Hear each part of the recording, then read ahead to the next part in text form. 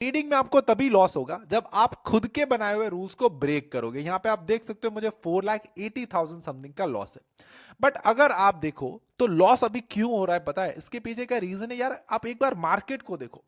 मतलब ये क्या कर रहा है कुछ पता चल रहा है? मतलब गैप अप ओपन हो रहा है, डाउन जा रहा है, उसके बाद वापस ऊपर जा रहा है, 2 दिन तक कंसोलिडेट कर रहा है, गिर रहा है मार्केट। आप बैंक निफ्टी का चार्ट देखो, उसके बाद आप यहाँ पे निफ्टी का भी चार्ट देखो, तो मतलब कोई भी मार्केट में ना क्लियर ट्रेंड नहीं है।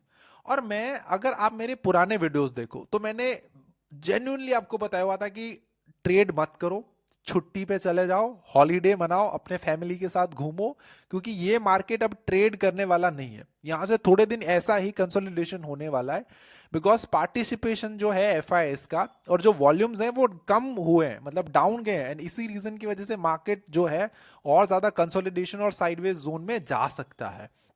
एंड इसी रीजन की वजह से जो है मुझे 5 लाख रुपए समथिंग का लॉस हुआ। अब मैंने क्यों लॉस हुआ और मेरा क्या रीजन था ये आप समझो। मैंने ये बोला था अपने आप से कि मैं अब ट्रेड नहीं करूंगा, 2025 में ही मैं ट्रेडिंग स्टार्ट करूंगा। बट मुझे समहाउ ऐसा लगा कि नहीं, मुझे ऐसे मार्केट्स में भी पार्टिसिपेशन करना चाहिए, जबकि मैंने लॉस भी किया है, मैंने प्रॉफिट्स भी किया है, मे बी शायद से प्रॉफिट हो जाए, आई डोंट नो। मतलब ये मेरी एक गट फीलिंग भी हो सकती है। So I have followed my system. And इसी रीजन की वजह से मुझे जो है वो 4,80,000 समथिंग का लॉस हुआ।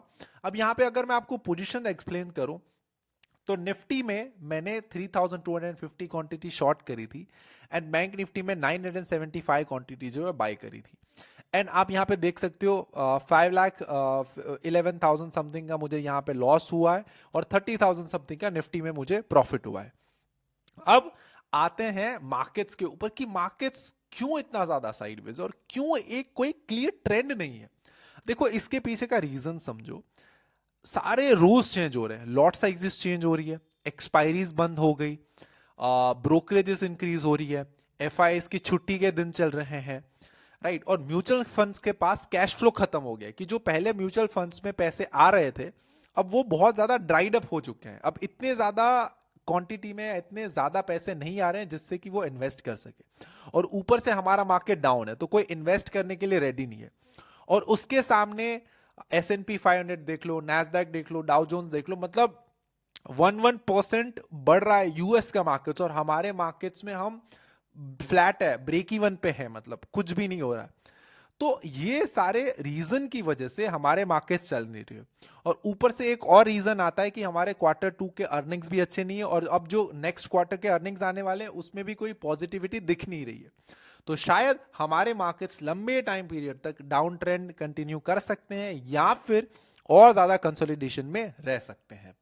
अब बात करते हैं, आज एक्सपायरी थी निफ्टी की। यहां पे आप देख सकते हो मेरा जो प्रॉफिट एंड लॉस है वो अराउंड अराउंड 5,000 समथिंग का हुआ है निफ्टी के एक्सपायरी में। यहाँ पे देख, अब 25 लाख रुपए से ही ट्रेड कर रहे हैं तो इतना इतना कम ही होगा। यहाँ पे सेम जितने करोड़ से मैं कर रहा था उतने से करोड़ से ही मैं कर रहा हूँ।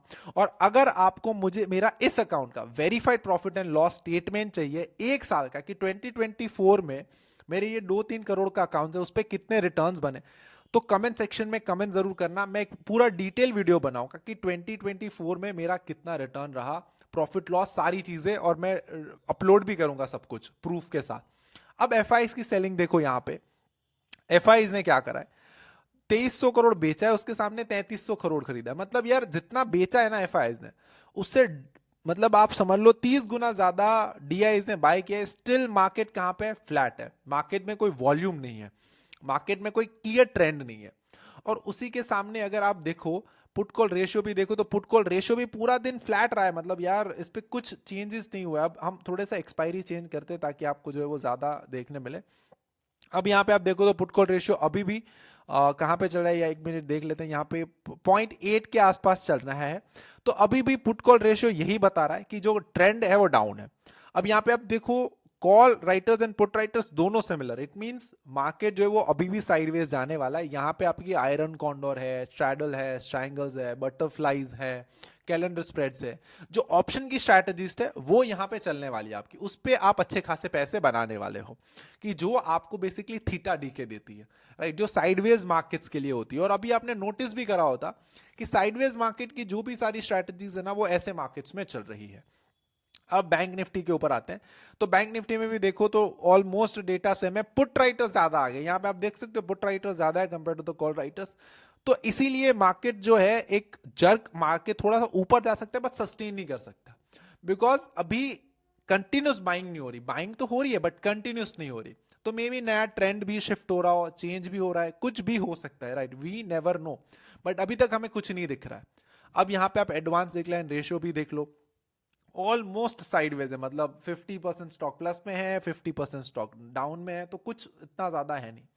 अब बात करते हैं कि आगे क्या करना चाहिए। देखो मेरी क्लियर राय है आपको, या तो आप हॉलीडेज के ऊपर चले जाओ और 2-3 दिन तक, राइट, 2025 में आप आराम से आओ, फ्रेश माइंड के साथ आओ और उसके बाद ट्रेडिंग करो। या फिर आप क्या करो, जो भी पोजीशन बना रहे हो एक निफ्टी की रेंज डिसाइड कर लो कि लेट्स से निफ्टी जो है वो एक दिन में 500 पॉइंट्स ऊपर या नीचे मूव नहीं कर सकता, तो कॉल्स एंड पुट्स बेच दो, राइट। या फिर अगर अच्छा खासा ऑप्शन का नॉलेज है तो फिर आप उस तरीके से कोई स्ट्रैटेजीज बना के बेच सेल कर दो, राइट।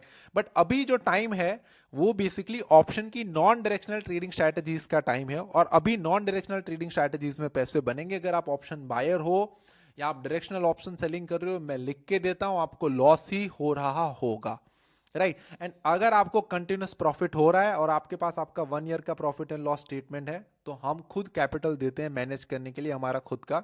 तो कमेंट सेक्शन में कमेंट जरूर कर देना, मैं खुद आपको जो फंड करने के लिए रेडी हूं। आपको कहीं पे भी फंडेड अकाउंट ढूंढने जाने की जरूरत नहीं है। अगर आप एक प्रॉफिटेबल ट्रेडर हो in any segment, commodity, currencies, option, futures, right, तो ये आप सभी लोगों के लिए एक्सट्रीम ओपन हो रही है कि मैं खुद फंड करूंगा अगर आप प्रॉफिटेबल हो तो। मुझे 1 ईयर का आपका प्रॉफिट एंड लॉस स्टेटमेंट चाहिए।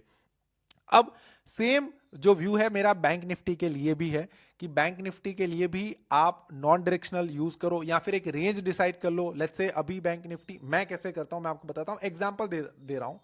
तो यहां पे आप देख लो बैंक निफ्टी अभी 51,000 चल रही है। तो अब कल तो फ्राइडे है, कल ये सारी चीजें मत आजमाना, फ्राइडे के दिन कुछ भी हो सकता है। अब आपको क्या करना है कि लेट्स से 51,000 मार्केट चल रहा है, तो ऐसे दिन की जिस टाइम पे वॉल्यूम बहुत कम है उस टाइम पे आप पहले एक रेंज डिसाइड करो, ऑप्शंस की चेन देखो, देखो कि सबसे ज्यादा ओपन इंटरेस्ट किस किस दोनों स्ट्राइक प्राइस के ऊपर है। तो आपने लास्ट में देख लिया कि 53,000 के ऊपर सबसे ज्यादा ओपन इंटरेस्ट है, या फिर आपने देख लिया कि ये मतलब दो स्ट्राइक प्राइस की रेंज बनानी है कॉल एंड पुट की, और उसके बाद आप वो ऑप्शंस को बेचो और उस पर भी एक पर्टिकुलर फिक्स स्टॉप लॉस रख दो, राइट, ताकि मतलब आप मार्केट से आउट नहीं हो रहे। अभी अगर ट्रेड नहीं कर रहे हो तो इट मींस आप मार्केट से आउट हो रहे हो। तो आई होप आज का ये जो इंटरेक्टिव सेशन है वो आपको पसंद आया होगा, कुछ ना कुछ चीजें आपने सीखी एंड समझी होगी। और अगर 2024 का डिटेल वेरीफाइड पीएनएल वाला वीडियो चाहिए तो कमेंट सेक्शन में कमेंट जरूर करना।